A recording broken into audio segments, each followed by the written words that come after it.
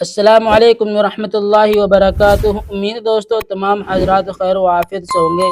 دوستو آج کا سبق ہمارا ہے لالچ برا ہے۔ دوستو اس سبق میں ہم آپ کو ایک رسول کا واقعہ بیان کریں گے۔ دوستو سبق شروع کرنے سے پہلے آپ سے درخواست ہے، اگر آپ نے ابھی تک ہمارے اردو کریکٹر چینل کو سبسکرائب نہیں کیا ہے تو ہمارا چینل کو سبسکرائب کریں اور بیل آئیکن بٹن کو دبائیں تاکہ ہر آنے والی ویڈیو آپ کے پاس سب سے پہلے پہنچ سکے۔ دیکھیے دوستو ٹائم ضائع نہ کرتے ہوئے سبق شروع کرتے ہیں۔ بسم اللہ الرحمن الرحیم۔ اشرفی تعلیم صفحہ نمبر 37 حصہ 4 لالچ برا ہے۔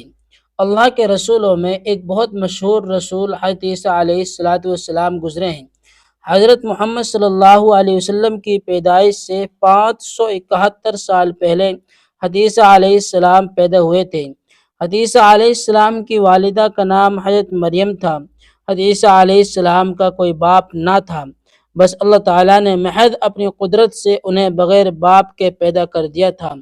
تمام مسلمان حضرت عیسیٰ علیہ السلام اور ان کی والدہ حضرت مریم علیہ السلام کا بہت احترام کرتے ہیں اور دونوں کا نام بہت عزت سے لیتے ہیں۔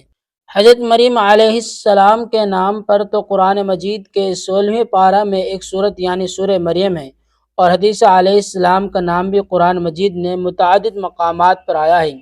یہی حضرت عیسیٰ علیہ السلام ایک روز کہیں جا رہے تھے، راستہ میں ایک آدمی آپ کے ساتھ چل دیا۔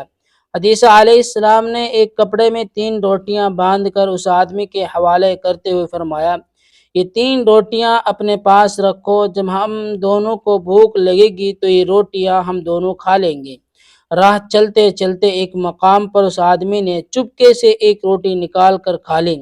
کچھ اور آگے چلنے کے بعد حضرت عیسیٰ علیہ السلام ایک مقام پر ٹھہرے اور اس آدمی سے کہا، اب بھوک محسوس ہو رہی ہے، آؤ ہم دونوں مل کر کھانا کھائیں۔ جب اس آدمی نے کپڑا کھولا تو صرف 2 ہی روٹیاں نکلیں، ایک روٹی غائب تھی۔ حضرت عیسیٰ علیہ السلام نے حیرت سے اس آدمی سے پوچھا، ایک روٹی کہاں گئی؟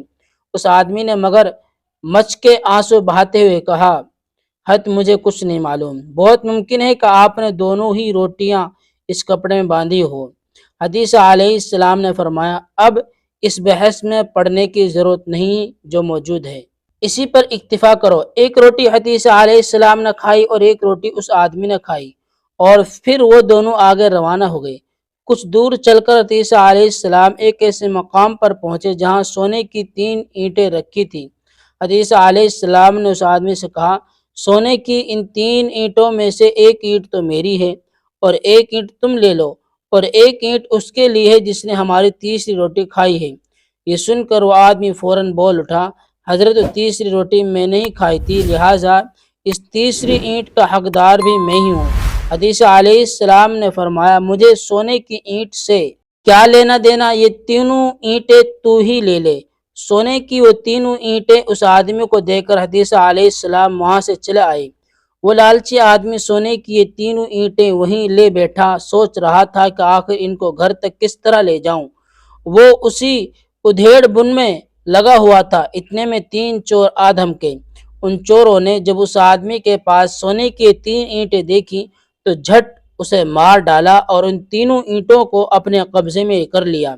اب ان چوروں کو بھوک لگ رہی تھی اور اس جنگل میں آخر کھانا کہاں رکھا، انہوں نے ایک ساتھی کو بازار سے کھانا لانے کے لیے بھیج دیا۔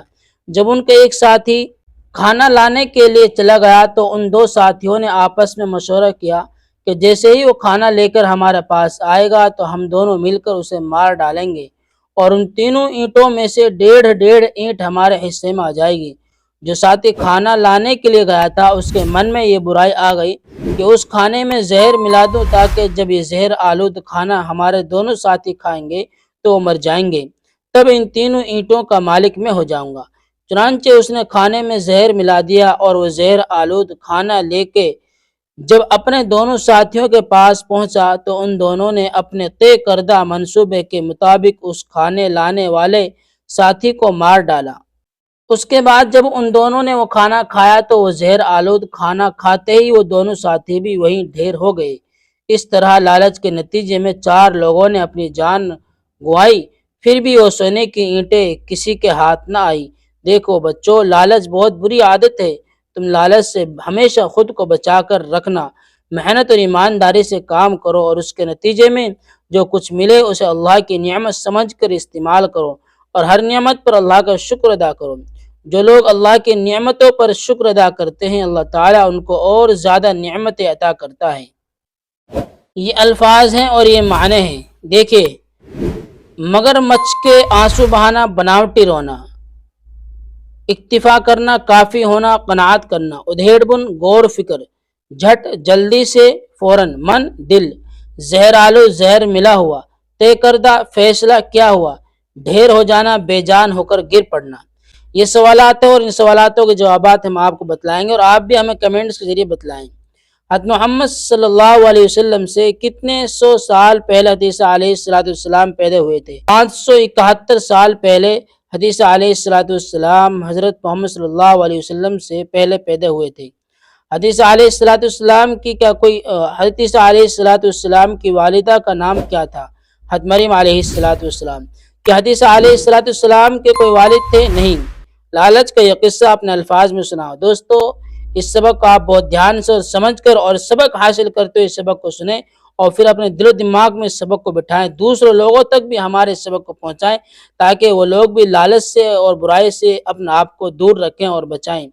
پھر ملتے ہیں دوستو اگلی ویڈیو میں۔ السلام علیکم ورحمۃ اللہ وبرکاتہ۔